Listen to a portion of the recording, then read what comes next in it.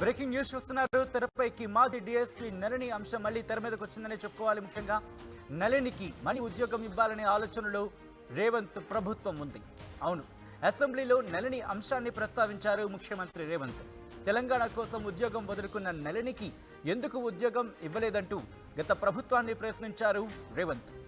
ఆసక్తి ఉంటే నళినికి ఉద్యోగం ఇవ్వాలని ఆదేశించారు రేవంత్.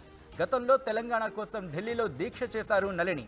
ప్రస్తుతం ఆధ్యాత్మిక మార్గంలో నడుస్తున్నారు మాజీ డిఎస్పీ నళిని. యజ్ఞ బ్రహ్మగా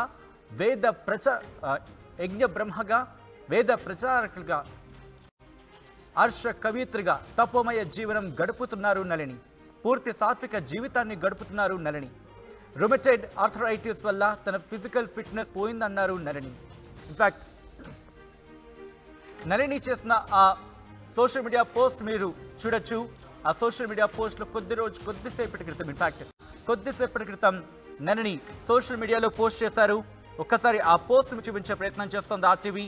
ఆ పోస్ట్లో తన మనసులో మాటను చెప్పుకొచ్చారు నళిని. నేను డిఎస్పీ ఉద్యోగానికి రాజీనామా చేసి 12 ఏళ్లు పూర్తయిన తర్వాత కూడా నన్ను ఇంకా జనం గుర్తుంచుకున్నారన్న విషయం ఈరోజు వస్తున్న మెసేజ్ల ద్వారా అర్థమవుతోంది. చాలా సంతోషం. వారందరికీ పేరు పేరున ధన్యవాదాలు. కొందరు జర్నలిస్టులు బయట కావాలని అడుగుతున్నారు. నేను దీనికి సుముఖంగా లేను, ఎందుకంటే నేను ప్రస్తుతం ప్రశాంత జీవితం గడుపుతున్నాను. అందుకే ఇలా ప్రకటన చేయాల్సి వచ్చిందంటూ కూడా చెప్పుకొచ్చారు. ఇంకా ఏమన్నారంటే, ప్రస్తుతం నేను ఆధ్యాత్మిక మార్గంలో నడుస్తూ యజ్ఞ బ్రహ్మగా, వేద ప్రచారకురాలుగా, హర్ష కవిత్రిగా తపోమయ జీవనం గడుపుతున్నాను. పూర్తి సాత్వికంగా మారాను అని చెప్పుకొచ్చారు. ఇంకా ఏమన్నారంటే, ఉద్యమ సమయంలో నన్ను 4 డిసెంబర్ 2011న సస్పెండ్ చేశారు. అన్ని పేపర్లలో ఫోటో వేసి మరీ ఆ వార్తను హైలైట్ చేసి రాశారు. నాది దేశద్రోహం అన్నారు. చాలా బాధేసింది. సుష్మా స్వరాజ్ గారు ఒక్కరే దాన్ని ఖండించారు. ఢిల్లీలో దీక్ష, తెలంగాణ యాత్ర, పరకాల ఉప ఎన్నికలో పోటీ, బీజేపీ సభ్యత్వం తీసుకోవడం ఇవన్నీ ఉద్యమంలో భాగంగానే చేశాను. తెలంగాణ రాష్ట్రం ఏర్పడ్డ తర్వాత కూడా నేను ఎవ్వరినీ కలవలేదు. ఎప్పుడూ నా కోసం నేను ఏమీ అడగలేదు. నా రాజీనామాను విత్డ్రా చేసుకుంటున్నట్లు వినతిపత్రం ఎన్నడూ ఇవ్వలేదు. అలాంటప్పుడు ఇలా నేను సడన్గా వార్తల్లోకి ఎలా వచ్చాను? ఇంతమందికి నా కాంటాక్ట్ నంబర్ ఎలా తెలిసింది? ఆశ్చర్యంగా ఉంది.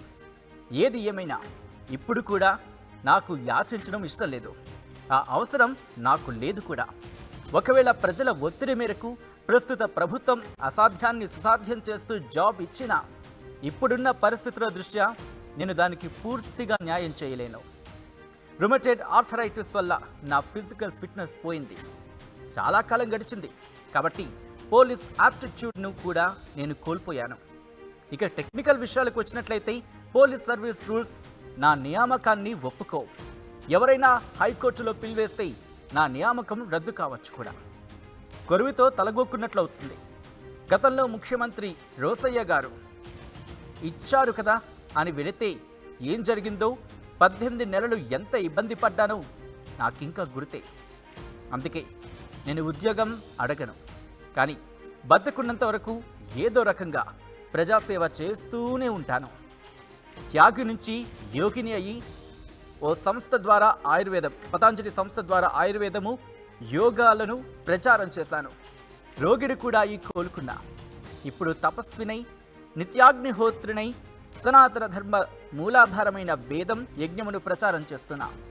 ఇదే మార్గంలో ముందుకు వెళ్ళాలని భావిస్తున్నా. ఆనాడు నాలో పొంగింది దేశభక్తి అయితే ఇప్పుడు నాలో దైవభక్తి నుండి ఉంది. ప్రస్తుతం నాలో క్షాత్రత్వం పోయి బ్రాహ్మణత్వం ప్రవేశించింది. అడగందే అమ్మైనా అన్నం పెట్టదు కదా, అలాగే ఆకలి వేయందే ఎవ్వరూ కూడా అన్నం కావాలి అని అడగరు అంటూ ఒక లెందీ పోస్ట్ని పోస్ట్ చేశారు సోషల్ మీడియాలో. ఇన్ఫ్యాక్ట్ ఫేస్బుక్లో నళిని. ఇప్పుడు ఈ టాపిక్ సంచలనంగా మారిందని చెప్పుకోవాలి. ఎందుకంటే నళిని రియాక్షన్ కోసం ఎంతోమంది ఎన్నో రకాలుగా ప్రయత్నం చేస్తున్నారు. నళిని మాజీ డిఎస్పీ నళిని మాట్లాడి ఒప్పించే ప్రయత్నం చేస్తున్నారు. కానీ ఎక్కడా కూడా నళిని రియాక్ట్ కాని పరిస్థితి. ఆ విజువల్ మీరు చూస్తున్నారు. ఇన్ఫ్యాక్ట్ సోషల్ మీడియా పోస్ట్ ద్వారా తన మనసులో ఉన్న మాటను, తన మనోగతాన్ని ప్రజలతో పంచుకునే ప్రయత్నం చేశారు.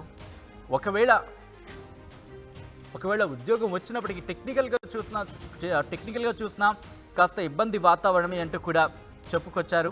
కానీ ప్రస్తుతం ఉన్న పరిస్థితుల్లో కావచ్చు, ప్రస్తుతం ఉన్న పరిస్థితుల వల్ల కావచ్చు, కానీ నేను ప్రస్తుతం దీని వైపు సుముఖంగా లేను అంటూ కూడా ఆ లెంతీ పోస్ట్లో తన మనసులో మాటను చెప్పుకొచ్చారు నళిని.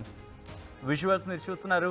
ఇన్ఫ్యాక్ట్ ఆ సింగిల్ విజువల్ ఎన్నో ఎన్నో ఎన్నో భావాలను పలికిస్తుందని చెప్పొచ్చు. ఇన్ఫ్యాక్ట్ అవును, ఎందుకంటే కనుక దానిలో ఆమె పడ్డ కష్టం గురించి చెప్తున్నారు. అలాగే అట్ ద సేమ్ టైం ఇంతమంది గుర్తించినందుకు అక్కడ హర్షం కూడా వ్యక్తం చేస్తున్నారు.